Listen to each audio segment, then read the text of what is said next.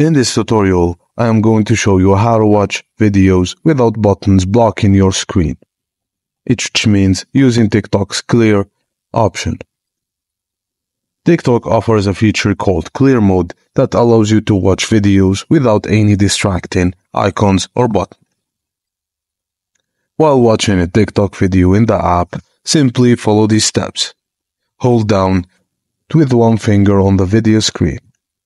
A pop-up menu will appear, and then tap on Clear Display for the menu options.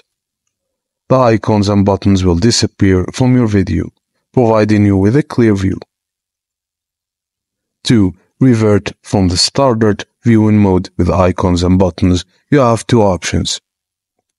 Click the small button in the lower right corner to turn off the Clear Mode, or just Clear Mode will also deactivate automatically once you start scrolling again.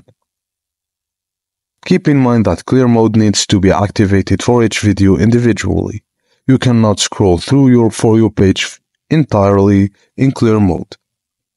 And that's it, guys. Thank you for watching, and please don't forget to like and subscribe for more.